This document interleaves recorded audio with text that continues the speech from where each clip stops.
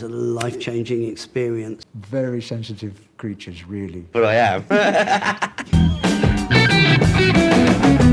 I just needed to know that we could work together. That had been what I'd been waiting for. Like with a hatchet. Crazier and crazier. I have no idea what it's about. What on earth is going on? It's over. I'd never heard anything like it. I was expecting some cool soul singer, and there's this screaming. Just want a little bit. Very powerful, very open, and again, We were on the right track. Tells you everything you want to know about Led Zeppelin in 2.5 minutes. Squeeze my liver. Just a little bit. Led Zeppelin was the area in the middle, in between us all. Oh, this was just... We'd never heard the like of this before. So Led Zeppelin we were. In the late 1960s, rock music was evolving at breakneck speed. Psychedelia was fading, blues rock was rising, and a new generation of musicians was searching for something heavier, faster, and more dangerous. At the center of that revolution stood 4 musicians who had only recently come together. When it finally came to a halt, I'm absolutely convinced that everyone knew that that was a life-changing experience. Lead guitar, Jimmy Page. Well, being a bass player, and he was probably thinking the same thing, you know, because rhythm sections are very sensitive creatures, really. I just needed to know that we could work together. On bass guitar, John Paul Joe. The first time we played together, you know, you could tell it was going to be a good group, you know, not being sort of flash about it. But I am. On drums, John Bonham. It was devastating because it seemed like that had been what I'd been waiting for. And myself, Robert Plant. So Led Zeppelin we were. Their first album, released in 1969, would introduce the world to their thunderous sound. The album is already being played on the underground radio, and people are really curious to see this band that they're hearing. So we were going to go in there like with a hatchet and just play like we'd never played before, just throw everything that we'd got into it.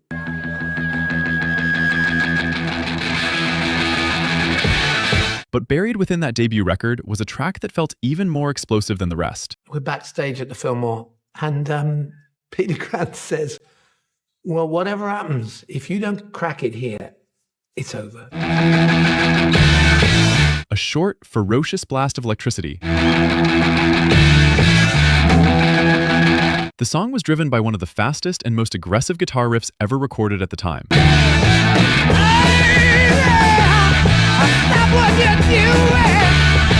It came from the mind of guitarist Jimmy Page, who had already built a reputation as one of the most respected session players in London.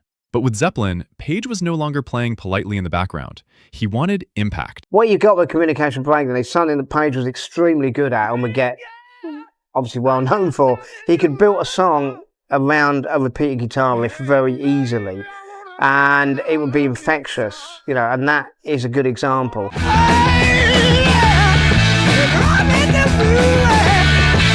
The riff for Communication Breakdown was simple but relentless, rapid-fire downstrokes that hammered forward like a runaway train. Led Zeppelin are known for their longer pieces, so I think it's a really good illustration of the way Page was able to build a riff in, take the other 3 with him and create such intensity. I don't know what it is about you that I like so much. It was inspired partly by the speed and energy of early rock and roll pioneers such as Little Richard and Eddie Cochran, but Page pushed the idea into something far heavier. Communication Breakdown was a sharpened up version of the song Train Kept a Rolling that Jimmy Page used to play with the Yardbirds.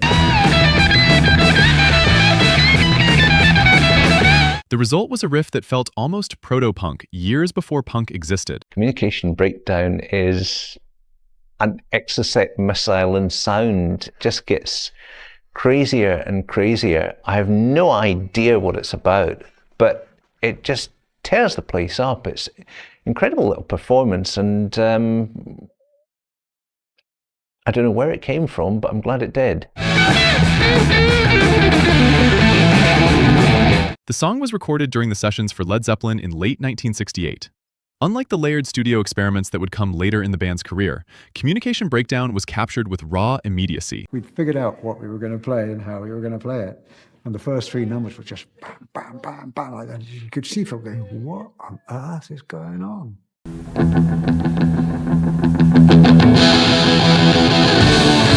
The band essentially played it live in the studio, channeling the electricity of their stage performances. John, Jimmy, and John Paul were much more connected in these sessions than I was, because they were recording it live. They had to make it work on the floor. A take is a take. So it was an electric atmosphere. And I just tried to land on top of it all.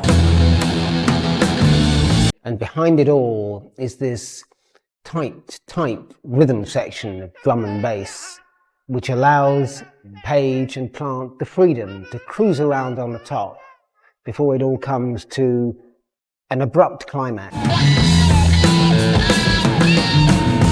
Behind Page's machine gun riff stood the unstoppable rhythm section of bassist and keyboardist John Paul Jones and drummer John Bonham. John Paul Jones wrought the most amazing bass playing, and he was quite a force to be reckoned with musically. Great drums, solid bass, the package is there, it's already delivered to you straight off. Well, I was pretty shy, the best thing to do when you're in a situation like that is not to say much and just to sort of soldier along and suss it all out, sort of thing.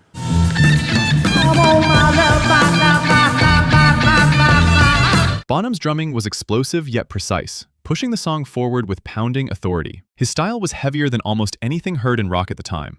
John Bonham, Communication Breakdown, a classic track, I guess you'd call it. Just that lovely open sound, the big bass drum, you can feel it resonating through. I'd say also, you get that feel, there was sort of an underlying almost funk feel to his playing, those ghost notes he would play, very powerful, very open. And again, all those phrases, those pushes that he would do with Jimmy Page, which were classic trademark playing styles of his.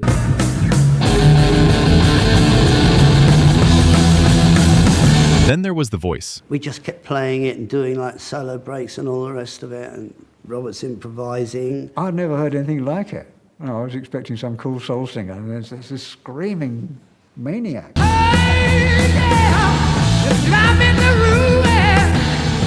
Frontman Robert Plant delivered the lyrics with wild urgency. With this fantastic voice and fantastic range, I was like, what are you doing up there? You hurt yourself, man.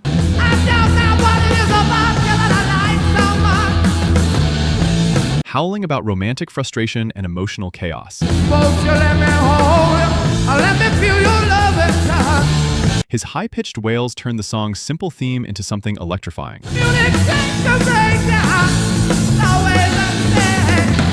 Plant completely immersed in the song. He gets to that piece where he goes, suck it, and then Page comes in with guitar. It's an iconic moment in early Led Zeppelin history. It just stands out as being such a passionate statement, and they were tremendously good at that, and they obviously would get better at it.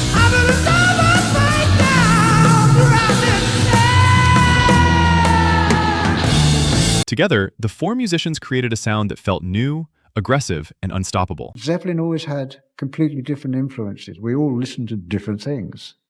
And I always said that Led Zeppelin was the area in the middle, in between us all. And I think there was so much kinetic energy, so much energy that needed to come out for everybody. 2.5 minutes, bang, pure energy.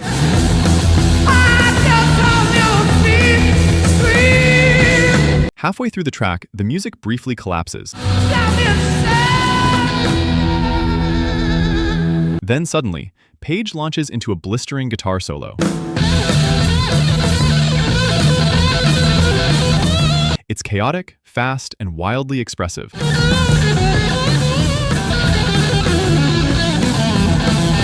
Tells you everything you want to know about Led Zeppelin in 2.5 minutes. Jimmy Page's guitar solo comes in at like 1 minute 25, and it is just the most ferocious, exciting solo you've ever heard in your life. But there's a secret behind its sound. Instead of using modern distortion pedals, Page ran his guitar through a small overdriven amplifier and recorded it with intense microphone placement. The raw tone cut through the mix like a razor blade. For many young guitarists, this solo became a blueprint for future rock and metal lead playing.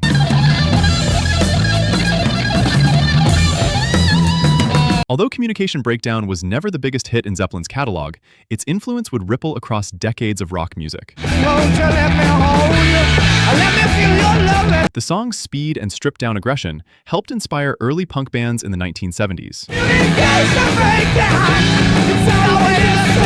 Groups like Ramones admired its relentless energy and minimalist structure. At the same time, the crushing riff and thunderous rhythm section helped shape the DNA of heavy metal. Communication Breakdown, I think, is like it's the first heavy metal song. If you listen to it, it's a Black Sabbath Paranoid is completely kind of ripped off from it. Intentionally or otherwise, we don't know. What it is, it's just insane though, because it doesn't go on as long as everything else. It just kind of comes in, makes its point, and then gets out again. Unquestionably, the best heavy metal band there ever was. They were never seriously challenged while they were going. In just 2 minutes and 30 seconds, the track delivered a complete sonic assault.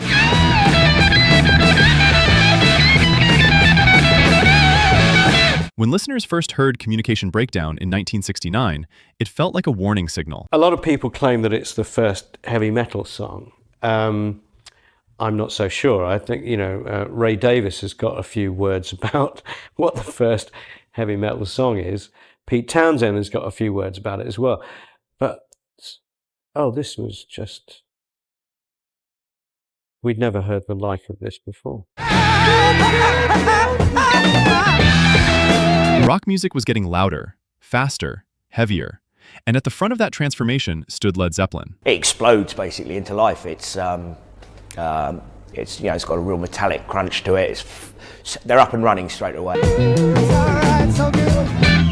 With a single blistering riff and a burst of raw energy,